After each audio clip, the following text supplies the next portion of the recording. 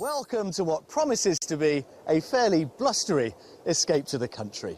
Now, the building behind me is the most southerly lighthouse station on the British mainland. It's also the largest lighthouse station in the world.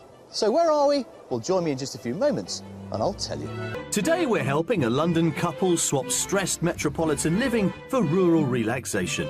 And it's love at first sight at one property. It is an absolutely stunning house, it really is. But could another home steal the show? Sometimes on the way to a dream, you get lost and find a better one. Well, today we're in Cornwall, and this is the Lizard Lighthouse. For centuries, it's been an important beacon for seafarers overlooking one of the busiest shipping routes in the world. Now, the first lighthouse was built here back in 1600. What you see today was put up much more recently in 1752. Its twin towers originally had 2 lights, but now they've got only 1. It flashes every 3 seconds, and I'm told you can see it up to 26 nautical miles away. And on a misty day, well, its foghorn sounds like this. Now, later on, I'll be back here taking a closer look at how it all works. But in the meantime, here's a little taster of what the rest of Cornwall has to offer. On a blustery and misty day such as this, with coastline like that to inspire you, you can understand why Cornwall has long been popular with many people wanting to escape to the country. And at £261,000, the average price of your detached property down here is pretty much on a par with the national figure. But if you want your money to go that little bit further, it's probably worth avoiding some of those coastal hotspots such as Porthleven and St Ives, and maybe look inland towards Camelford and Launceston. But whatever you fancy, there is plenty on offer down here, which of course is exactly why today's buyers think Cornwall could be their new home. Born and bred in London, civil servants Ian and Vanessa have spent their entire working lives based in the capital. But they've decided to take early retirement and swap their hectic jobs in the big smoke for a breath of fresh air in the countryside. The children have fled the nest, so to speak, and we're young enough to make a new life where we don't have to get up with the alarm clock. I've been a police officer now for 30 years. That's one of the reasons why I want to get away from it all, I guess, away from all the hustle and bustle and the stress of life in London. And it was a vacation 4 years ago that inspired Ian and Vanessa to get plans underway for a complete change of lifestyle. We never used to be really outdoorsy people, and then Ian bought me a holiday to Cotswolds, and we went there and we just started. We did a lot of walks and we really enjoyed it, and then we decided we wanted to move to the country. We went to Cornwall and we've never looked back since. It'd be really, really nice not to have to plan too much, and we can get up one morning and say, fancy a walk today, and to live life like that would be something else, to be honest. So, with the chapters closing on their respective police and paramedic careers, the focus is now on embracing rural life, despite very limited hands-on experience. We do quite a bit of foraging while we're out. We collect all sorts of things when we're out, don't we? And then we want to move on from there and actually raise our own produce if we can. It's another thing I'm looking forward to, going to Cornwall, is maybe one day going out and catching our tea and bringing it home and having some really fresh fish. That would be lovely. The dream is land for a small holding outside and a large country kitchen inside. I think we'd like a kitchen diner. We spend a lot of time in the kitchen. Quite often we spend all evening in here having a couple of glasses of wine, talking about the day or the week. Home is currently a 3-bed semi in North London. Buying a house together will be an entirely new experience. This is the first time we've ever hunted for a house together, because our other 2 places that we've lived in have been police houses, and then we were fortunate enough to buy our present house. It is quite exciting, isn't it? Yeah, it's a house that we can actually choose ourselves rather than say this is where you're moving. Then adapt. So, yeah. So how much do they have to play with? Our budget for this move would be $400,000. We may be able to go a little bit further than that, but $400,000 would be about right, I think. After a holiday in Cornwall last year, Ian and Vanessa have set their hearts on a move to the south of the county, and in particular, the Lizard Peninsula. So time now for us all to meet up and find out more about the Cornish home they see themselves living in. So, welcome to Cornwall, Ian and Vanessa. It really is going to be a massive lifestyle change from being a paramedic and a policeman, two of the most stressful jobs, I would imagine. And yet you're going to swap it all for the good life. What's the good life going to comprise then, Vanessa? Probably some chickens and pigs, hopefully, and goats as well. And what kind of a house are you dreaming about in which this new life is going to happen? 2 to 3 bedrooms, so that, you know, the family can visit. As long as it's a good-looking house. Pretty, I like pretty, but Ian's not so keen on the old chocolate box image. he's the roughy-tufty copper look, that's what it is. Bit more of a farmhouse style. Yeah. Yeah. And in terms of outside space? We want at least an acre. We think that, you know, we'd be able to manage with that. Yeah. Just remind us of the budget, then. We have £400,000. I mean, even in Cornwall, given what you're looking for, that is going to be quite tight. Yeah, we understand that. So we finish our tea up and get out there, see what we can find you. Looking forward to it, yeah. On a budget of £400,000, our buyers are looking for a handsome Cornish home in rural surroundings with 3 bedrooms and a spacious country kitchen. They're also after an acre of land to fulfil their sustainable dream of growing their own produce and keeping livestock. And we've got a fine and varied selection of homes lined up to tempt them, but I won't reveal the prices until they've each had a guess first. Then, to top it off, we've got the mystery house, which could take their idea of Cornish country living from the outside to the inside.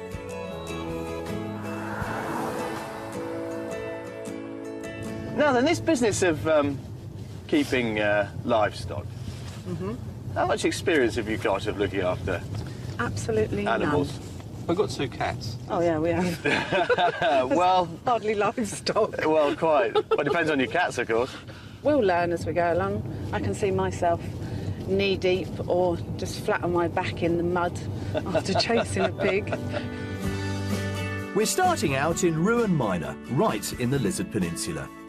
It's a classic Cornish village with a real sense of community and a few handy shops. Less than a mile away on the southwest coastal path is the historic fishing harbour of Cadgwith Cove, where the daily catch has been landed since the 16th century. And just 10 minutes walk from here, we find our first property. Right. Come and feast your eyes on property number 1. What do you reckon? Yeah, it's lovely. It really is lovely. It reminds me a little bit of, I don't know, the Macintosh era and around there, you know, arts and crafts. Yes, you are absolutely right. This is Edwardian. It's about 1910, 1912. But I think it's got a real arts and craft feel to it. It has an arts and craft feel. Now, you have got, you know, a driveway up the side here that gets you into a garage at the back. There's a little workshop as well. There's also a vegetable patch over there, which is, you know, up and running. So, you know, it does allow you, you know, some scope for this sustainability. It just doesn't allow you pigs. At this moment, I would actually sell the pigs. Excellent. You see, I thought we'd deal with that up front. Good. Right, well, let's get inside and have a look at this lovely Edwardian property. We don't often get these on Escape to the Country. It's a real treat to see it. Right, come on, let's have a look inside. Without hesitation, the pigs have been ditched as the period features of this unique property enchant Vanessa. And the distinctive historic character is a real highlight throughout, though it does require a bit of TLC. Let's start in here, then. Really cosy. Isn't it? Yeah. And you say you love arts and crafts, well, look at the detailing that we've got. I don't know, there's just so much. You just sit and have your cup of coffee, warm your feet in front of the fire. I would say this is, you know, a living room. You've also got another huge room through here. Have a look at this. There. Oh, it's lovely. Yeah. That is really lovely. Very cosy, isn't very it? good. And look up. Have a look at that Oh, ceiling. wow. That's arts and crafts, if ever I saw it. Yes. It's a real kind of Tudor feel to it, actually. I always imagine old places being dark, but there seems to be a lot of natural light coming in here as well. Let's have a look at the kitchen. The kitchen, to be fair, is where we're going to have to use a little bit more imagination. But, I thought it might have to. You're up for a project, aren't you? Yeah. Right, so this is what our project may entail. Take it all in. What do you think of it as it is? It's quaint. Yes. If that wall behind you were to disappear, it would lead you into what is currently the dining room. And obviously, the kind of space you'd be left with would be absolutely terrific, I think. Yeah. With the right permissions, this relatively minor alteration could give our buyers the kitchen living area they were hoping for. And they don't appear fazed by the challenge. So let's find out what they make of what's on offer upstairs. Alongside a family bathroom, there are 4 bedrooms in total. 2 are spacious double rooms, but we're heading for the Grand Master. And then finally, you get your own kind of, well, suite, really. In terms of size, Ian, what do you reckon? So I'm trying to gauge it with our one at home. Yeah. And it's about roughly the same, I guess. Again, original doors, which is nice, the picture rails, and loads of light from those 2 windows in particular. Yeah, it looks good. The ensuite is actually a Jack and Jill bathroom with a second door that leads back to the landing and past the smallest bedroom, which could be changed into a walk-in wardrobe to complete a really smart master suite. That wraps up the internal tour, so now to turn our attention back to the grounds. There's half an acre on offer here, with a host of mature trees and shrubs and space for the arable side of their good life goal. Right, so there we are. There is property number 1. It is an absolutely stunning house, it really is. Now to the difficult bit. How much do you think, or indeed hope, this is on the market for in relation to your £400,000 budget? Around 375. 375, yeah? I'm going to go a little bit lower because it does need a little bit of modernisation inside, so I'm going to say about 350. 350. Are you born optimists, the pair of you? Yeah. I'm afraid it is neither of those figures. This is on the market at £425,000. However, having talked about it with the owners, they would accept an offer of your maximum budget of £400,000. Right then, well, I'm going to leave you here while you discuss the big compromise about space for animals, and I will catch up with you a little bit later. OK. On the market for £425,000, but open to negotiation, the first property is a detached Edwardian home dating from 1910, and as such is awash with original period features. It boasts 3 reception rooms, 4 bedrooms, and a beautiful half-acre garden. Us living in a place like this is a dream, really. But I think not having the land for the animals that we wanted would have to be a compromise, would have to be a big compromise. When we came in the garden, I just thought this is beautiful, thinking, oh, what will it be like inside? But inside is just as gorgeous, if not more, actually. But the dilemma is, you know, is it all of our dream? I don't know. You know, I think every house should have a veranda like this. It's just gorgeous, especially on a day like this. Ah, here we are, all done. Happy? Yeah, we had a good look round. Yeah, it's lovely. Enjoying the show so far? Very much so, yes. Good. Well, I think this is a great start, to be honest with you. Property number 2 awaits, and that offers you a whole new set of considerations. Come on. Let's go. South Cornwall's maritime position on the Gulf Stream means it benefits from one of the mildest climates in the UK. And whilst the natural spoils of the coastline make it a seafood lover's dream, the plant life inland is being harvested on a small, sustainable scale by a crop of savvy locals. Vanessa and Ian feel passionately about becoming self-sufficient and have dabbled with foraging. So with that in mind, they've come to pick up some tips with professional wild food foraging chef Caroline Davey. You are in the perfect place in Cornwall for foraging. We've got these ancient Cornish hedges. We don't call them hedgerows in Cornwall, it's a hedge. It's made out of earth and stone. And if you have a look here, we've got hundreds of different species growing in this hedge, and a lot of them are edible. The hedges in the Lizard Peninsula are home to a rich variety of natural culinary delights, but you should take expert advice and be careful never to eat anything if you're not absolutely certain of its exact identity. This is a plant called Alexander's. A few hundred years ago, everyone in this country and throughout Europe grew this in their gardens. Oh, wow. It started to go out of fashion when celery was introduced in the 17th century. And then this is a much more pungent, aromatic kind of celery. It's full of flavour. Whilst it's best to vary your locations to leave something for the wildlife and so the plants can rejuvenate, sometimes a small reap can be of benefit. So over here we've got some three-cornered leek. Have you heard of three-cornered leek? Yeah, I've heard of it before. This is a plant that was brought over to Cornwall as a garden plant. Came from the Western Mediterranean in about 1860. And it loved it here so much that it jumped over the garden hedge and just spread like wildfire. So this is a pro-conservation wild food. Eat as much as it... So you take as much as you want. Take as much as you want, dig it up, and then you're helping our wildlife as well. Free wild food can also be found by the sea too, on beaches like this one at Sennan.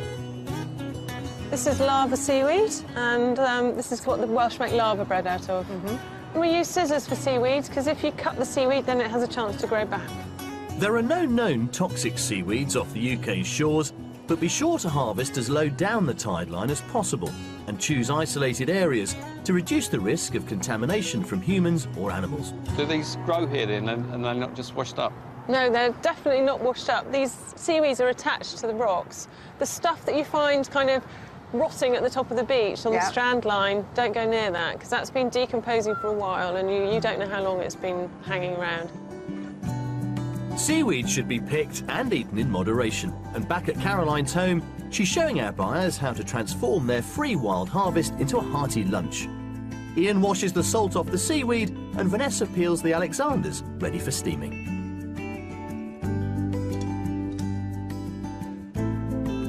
So here we are. Lava seaweed cakes with Alexanders and wild garlic.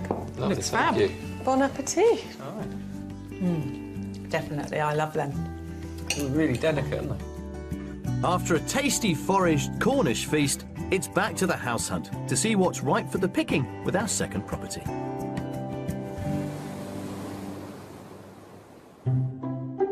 For our next destination, we're travelling further inland to Troon, which is around 5 miles from Cornwall's northern coast. Originally a small agricultural hamlet, the village of Troon was developed to house the workforce for the local tin and copper mines during the 19th century, and the relics of this industrial past can still be seen dotted on the landscape. And on the rural outskirts, about half a mile outside of the village, surrounded by lush open countryside, stands our next property. Small holding is the word that you need to have in your minds with this one. OK. There is quite a bit of land to go with it. It's looking good. I quite like the look of the house and looking at the land. It looks about what we were after, to be fair. Yeah. Well, we'll explore the land a little bit later on. I think the best thing to do is to get in there, see what you think of the property, and then we'll brave it back out here. Okay. Happy? Yes, very much. Come on then. Standing in around 3 acres of land, this detached mid-19th century farmhouse gives Ian and Vanessa all the land they've asked for and much more. But the house itself, again, could benefit from some modernisation. Wow. Nice warm kitchen to come into. So this is where we're going to start. What do you reckon? Yeah, it's different. The red sink. Yeah, the red sink is, Interesting. yes, I'll have to change that, I think. The thing you wouldn't need to change is that wood burner over there, which is brand new. To one end of the kitchen, there's a study and the family bathroom, but we're going to check out the reception areas towards the back of the property. This would be your, I suppose, principal living room, really. Although, of course, you've got the dining room as it's currently set up next door, but whether you know, mixed and matched or had two snugs. This is nice. This is really nice. Yeah. It's a very nice, cosy room. It's got some potential. Yeah? Well, that continues upstairs. OK. Come and have a look through here. Before we go upstairs, there's yet more reception space that runs the full depth of the property. Then upstairs, there are 4 rooms, including a bright double bedroom, a snug single, plus the one we've earmarked for Vanessa and Ian. Come on in. So this is your master bedroom. It's a decent size. It is. I mean, the room is a great size. Yeah, it's a great size room. You know, that's the point, really, to bear in mind. But again, you can see why, you know, this property does need a little bit of upgrading. Yeah. Yeah, just needs a little bit of TLC. Yeah. But would you be prepared to do it, is the question? Not sure. Vanessa may not be convinced, but perhaps the final room just off the master will sway her. Now, look at this. Wow. Now that's completely different. Yeah. Yeah. I mean, I see this really as something of a sort of a day room. you know, somewhere to relax and chill out. So as you can see, you know, the property itself does need a bit of thinking about. But the real reason we're here is to try and help you realise this future ambition that you have, and that means what's going on out there. This move is all about the great outdoors, so let's not keep our buyers waiting any longer and get outside into the enormous grounds to take it all in. Right, there's a lot to see. There is so much on offer here to suit Ian and Vanessa's self-sufficiency plans, as well as extensive formal and secret gardens. When it goes on, you can have a lot of fun working out what to do with this lot. And with fields, barns, a piggery and a variety of other shelters, all the livestock they could wish for would be more than well catered for here. And then you've got 4 paddocks. Blimey. Look at this lot. All in all, this package presents a tangible slice of Ian and Vanessa's smallholding dream, and it's theirs for the taking, if, of course, they're still up for it. So there you go. Just under 4 acres. And in many ways, it does set the scene for the kind of life that you were considering, but it all rather depends on the price, if this is the one for you, doesn't it? Definitely does. Where are we on this one? Any ideas, Ian? Well, I haven't really got a clue, but I'm going to say top of our budget 400,000. 400,000, yeah? Vanessa? I haven't got a clue either. I'd like it to be, well, I'd like it to be 350, but I should imagine that it will be more to the 400. If it were 400,000, would you go for it? It's something we'd have to consider, really, but OK. we'd have to sit down and talk about it. Yeah. Well, let me make it a little bit easier for you. It is 50 quid short of your 400 grand at 399,950. But they are very keen to sell it, and I think they probably recognise the amount of work that he's doing here. So there's no question that a sensible offer would get a sensible answer. Well, look, let's go and have another look around together. Let's let the pieces slot into place. Come on. Just £50 under budget at £399,950, our second property is a farmhouse dating back to 1860, set in nearly 4 acres of land. The house has great potential and comes with 4 reception rooms and 4 bedrooms. But this place is all about land and lifestyle, and could provide our buyers with an already established smallholding ready to go. The outside is great, and I think we could do loads and loads, but I'm not sure that the inside would work for us. It just doesn't do it for me at all. There's room outside for everything we want to do and more. This place is the one, land-wise, which I dreamt of. So unfortunately the house is not quite what I'd want, but can we get around that? So that's it for today. Has it been a good one? Yes, it's been a very good day. Been a long one. Long one? Had a lot to take in. Yeah, quite a lot to take in. Should we go and warm up over a pint? That's a sounds very good, good idea. yeah.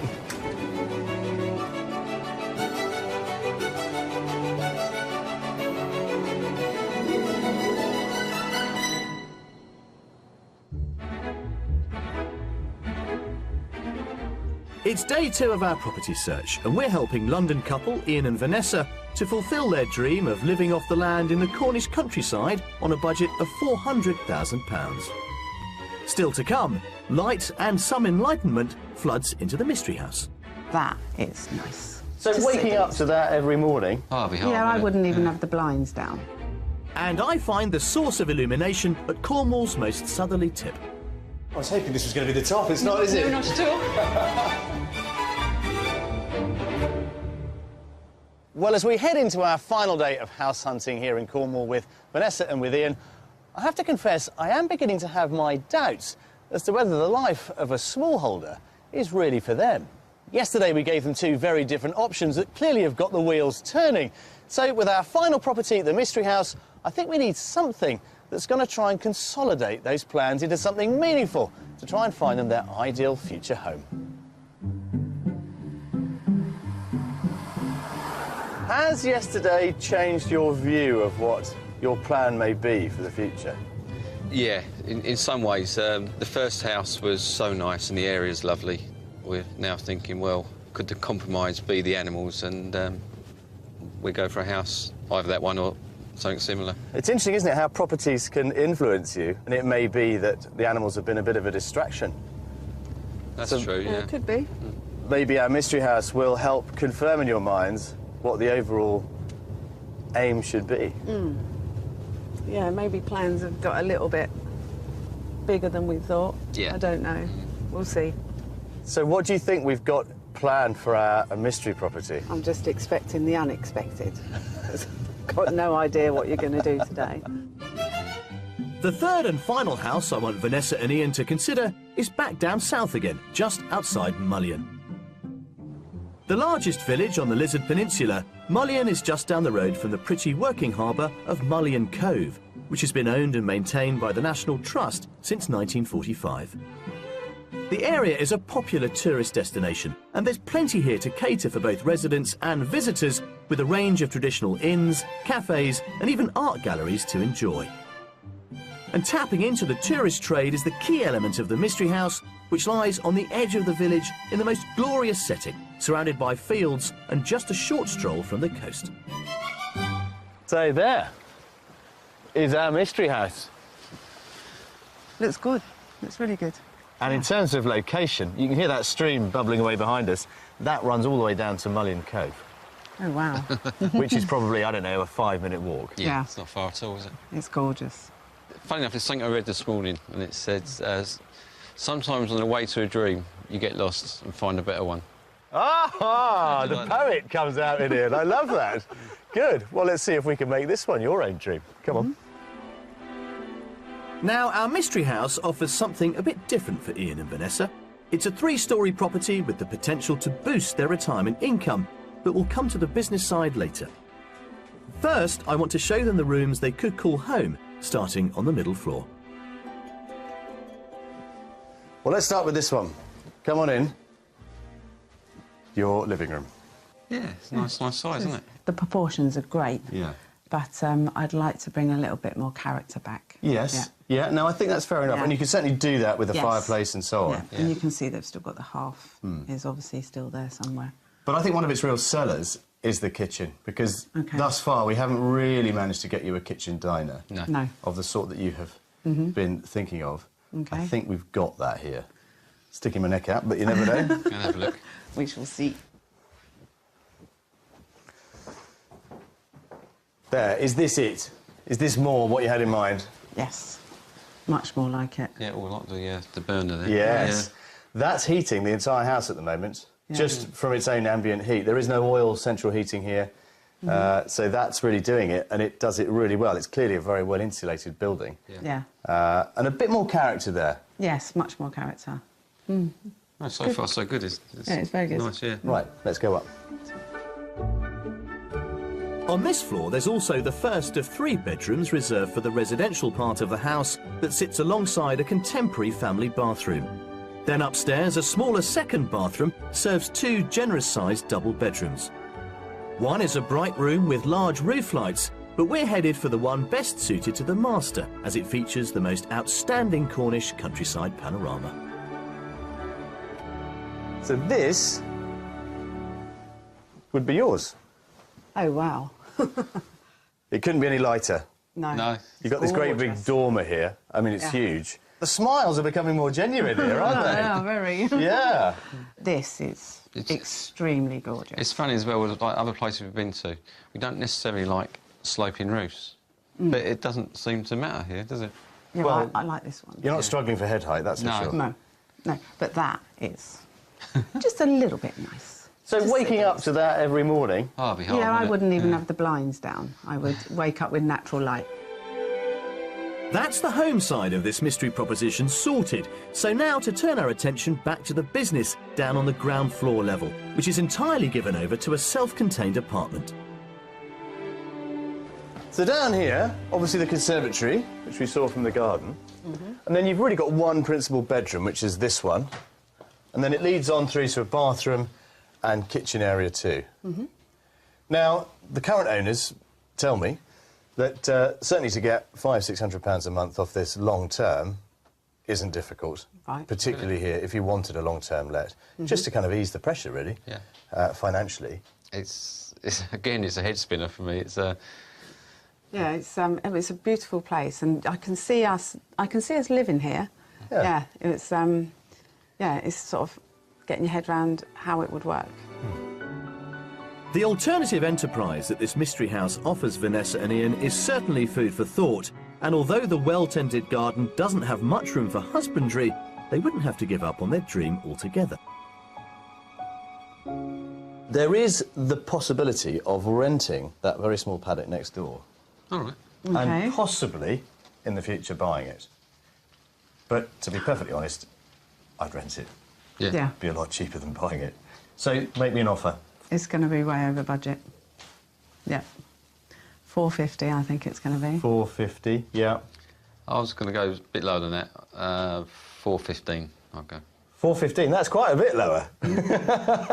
Well, it is on the market at £425,000. But I have had a conversation with the owner, and 400 would get it. Really? Yeah. Wow. How about that? That's something to think about, isn't it? Have another look. Certainly, yeah. Have another look. Go and have a good look at the annex. Okay. Check that out, and I will find you somewhere later. Okay. Cheers. Off you go. Pleasure. Well, how the story is changing on this house hunt. I do love it when properties really start to dictate where the future may lie, and this story is a case in point. And as for our mystery house, it's got to be a winner. Creeping over budget at £425,000, but again open to negotiation. This detached three-storey mystery house features a good-sized kitchen diner, 3 bedrooms, and the added bonus of extra income from a self-contained one-bedroom flat. What's more, there's the option of renting land just next door if they decide they can't live without the animals.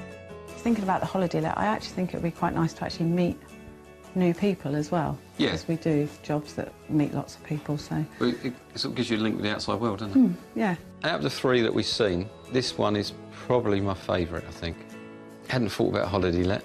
We have been throwing a bit of a curveball. The lifestyle this house would offer me, I'd be busy in the garden, I know that much. There's a lot of garden to tend. For family and friends to visit and keep in contact with everybody, I think it is a brilliant option. We've got enough room in the house as well as we've got the annex. Living in London and thinking about goats, pigs, chickens and whatever else comes along, when you see the reality of it, it's a lot of work. It really is a lot of work.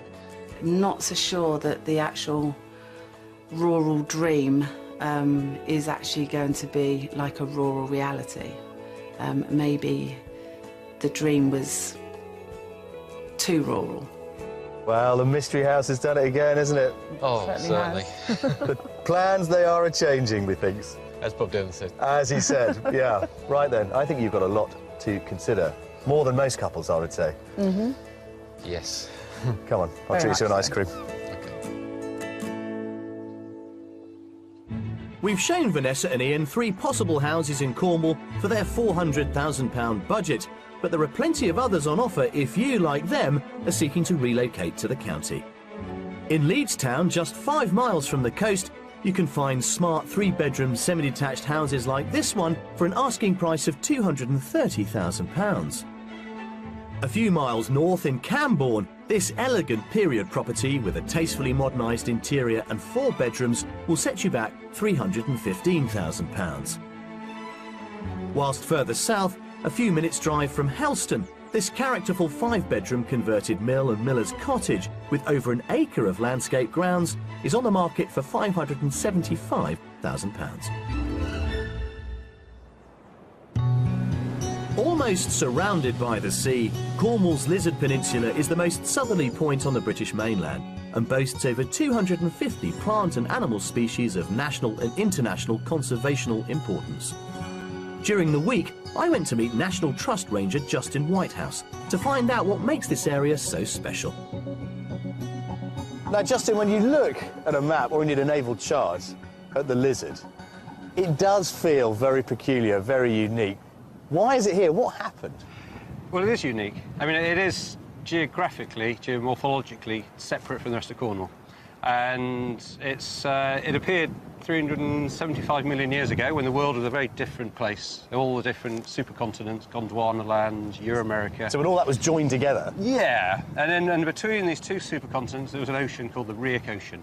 And right in the bottom of that ocean, part of the Earth's mantle, which is normally 10 kilometres down, protruded out of the crust of the Earth. So it moved?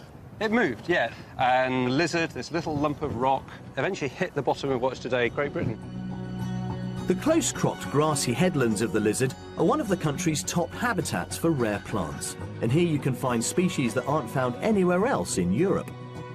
And down below the headland at Kynance Cove, visitors are able to see for themselves the rocks that once erupted from the Earth's core.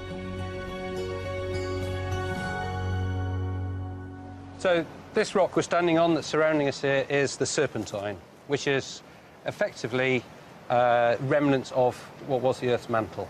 But I suppose in many ways it's also given this coast its unique character. I mean, yes, it's very beautiful, it's very dramatic, but it's also extremely treacherous. I'm just looking over your shoulder at the surf breaking on those jagged rocks behind you. Yeah, I mean, Lizard Point itself was this amazing obstacle for seafarers to get around.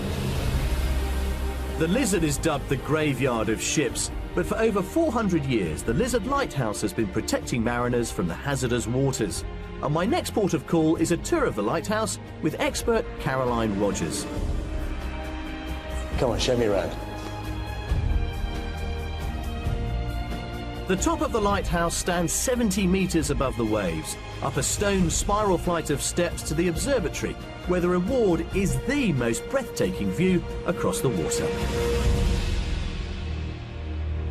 Well, at last, Caroline, we've made it to the top, and this fabulous view, not just of the light, but also of the Atlantic beyond. Yeah, it's beautiful up here. And does it take a lot of looking after? It takes about 3 hours to clean the lens, I can inside imagine. and out. Yeah. Anyway. I don't know where you'd start, actually. It's extraordinary. And it runs 24/7, 365 days a year. Yeah, the lens is always going round. And I gather there's a sort of smuggler's connection, appropriately, I suppose, in Cornwall, to the Yes. Lizard Lighthouse. The lighthouse that was built before this one by a gentleman called Killigrew, who was later done for piracy. But we have tunnels underneath our engine room, and we're not too sure what they're there for, but they're all linked from him. It's a lovely, romantic idea, isn't it, that the smugglers had a part to play in this? Yes, it is really. Well, now we've come this far, Caroline, is it possible to get outside and really take in those views? Yeah, sure, that's fine. Brilliant. Come on, this is a real treat.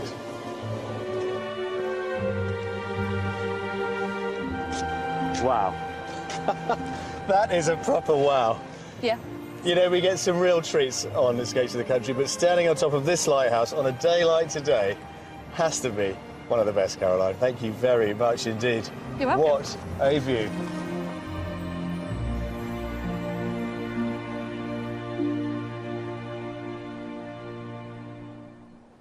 Now, when we ask our buyers to go away and think about all that we have shown them, you never quite know how long they're going to need. But on this occasion, I think Ian and Vanessa could spend the rest of their lives coming to some sort of conclusion, but we are going to press the issue and see if they have at last reached a decision.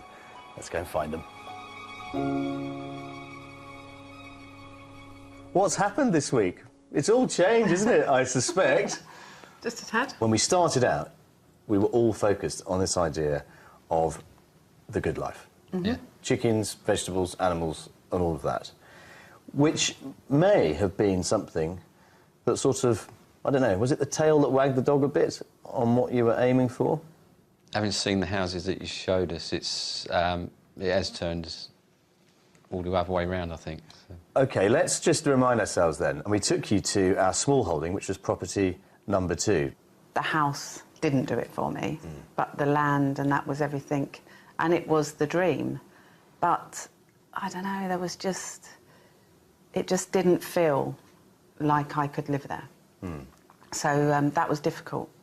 Property number 1, a lovely Edwardian number with a real touch of the arts and crafts about it that you picked up on straight away as soon as we came through the gate. Absolutely loved it. Still do. You still do? So is property number 1 on your list? Oh, yes. And is it on yours, Ian? Yes. OK. I can't believe I'm saying that, but it is. I can't believe you said it either. OK. So let's just think about our final property then, our mystery house, just up the road from Mullion Cove, a really gorgeous bit of the coast. It's a stunning house, it really is. It's beautifully kept. It's got ideal location and, you know, obviously you had the annex, which was an added extra on that one. And we could actually rent the paddock next door, which we could have had the animals as well. But, don't know, I'm still in love with number 1. Yeah, I think I'm the same. Number 3 has got everything we asked for. Number 1 hasn't, but it is absolutely lovely. My sensible part of me thinks we should take number 3. Yep. But my heart says, no, number 1. You have made us think a lot, and we've learnt a lot.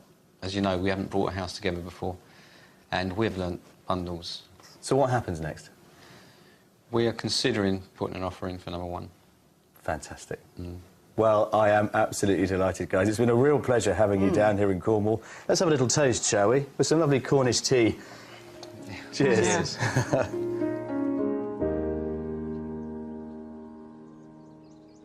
Well, sadly, our time here in Cornwall is nearly at an end. Ian and Vanessa are heading home, their heads full of new ideas and plans as to what their future now holds. But in making sense of it all, I'm reminded of something that Ian said at the Mystery House. Sometimes when you follow your dreams, you get lost, only to find a better one. And where better to let fate take a hand than here on the glorious and inspiring Cornish coast. I'll see you next time. Ian and Vanessa did make an offer on our first property, that beautiful arts and crafts house, but unfortunately they were outbid. The good news though is that they've had an offer accepted on another house just down the road. So if you would like to escape to the country in England, Scotland, Northern Ireland, Wales, or even further afield to the continent and would like our help, then please apply online at bbc.co.uk/be on a show. Welcome to what promises to be a fairly blustery escape to the country. Now, the building behind me is the most southerly lighthouse station on the British mainland. It's also the largest lighthouse station in the world. So where are we? Well, join me in just a few moments and I'll tell you. Today we're helping a London couple swap stressed metropolitan living for rural relaxation. And it's love at first sight at one property. It is an absolutely stunning house, it really is. But could another home steal the show? Sometimes on the way to a dream, you get lost and find a better one. Well, today we're in Cornwall and this is the Lizard Lighthouse. For centuries, it's been an important beacon for seafarers overlooking one of the busiest shipping routes in the world. Now, the first lighthouse was built here back in 1600. What you see today was put up much more recently in 1752. Its twin towers originally had 2 lights, but now they've got only 1. It flashes every 3 seconds, and I'm told you can see it up to 26 nautical miles away. And on a misty day, well, its foghorn sounds like this. Now, later on, I'll be back here taking a closer look at how it all works. But in the meantime, here's a little taster of what the rest of Cornwall has to offer. On a blustery and misty day such as this, with coastline like that to inspire you, you can understand why Cornwall has long been popular with many people wanting to escape to the country. And at £261,000, the average price of your detached property down here is pretty much on a par with the national figure. But if you want your money to go that little bit further, it's probably worth avoiding some of those coastal hotspots such as Porthleven and St Ives, and maybe look inland towards Camelford and Launceston. But whatever you fancy, there is plenty on offer down here, which of course is exactly why today's buyers think Cornwall could be their new home. Born and bred in London, civil servants Ian and Vanessa have spent their entire working lives based in the capital. But they've decided to take early retirement and swap their hectic jobs in the big smoke for a breath of fresh air in the countryside. The children have fled the nest, so to speak, and we're young enough to make a new life where we don't have to get up with the alarm clock. I've been a police officer now for 30 years. That's one of the reasons why I want to get away from it all, I guess, away from all the hustle and bustle and the stress of life in London. And it was a vacation 4 years ago that inspired Ian and Vanessa to get plans underway for a complete change of lifestyle. We never used to be really outdoorsy people, and then Ian bought me a holiday to Cotswolds, and we went there and we just started. We did a lot of walks, and we really enjoyed it. And then we decided we wanted to move to the country. We went to Cornwall and we've never looked back since. It'd be really, really nice not to have to plan too much, and we can get up one morning and say, fancy a walk today, and to live life like that would be something else, to be honest. So, with the chapters closing on their respective police and paramedic careers, the focus is now on embracing rural life, despite very limited hands-on experience. We do quite a bit of foraging while we're out. We collect all sorts of things when we're out, don't we? And then we want to move on from there and actually raise our own produce if we can. It's another thing I'm looking forward to, going to Cornwall, is maybe one day going out and catching our tea and bringing it home and having some really fresh fish. That would be lovely. The dream is land for a small holding outside and a large country kitchen inside. I think we'd like a kitchen diner. We spend a lot of time in the kitchen. Quite often we spend all evening in here having a couple of glasses of wine, talking about the day or the week. Home is currently a 3-bed semi in North London. Buying a house together will be an entirely new experience. This is the first time we've ever hunted for a house together, because our other two places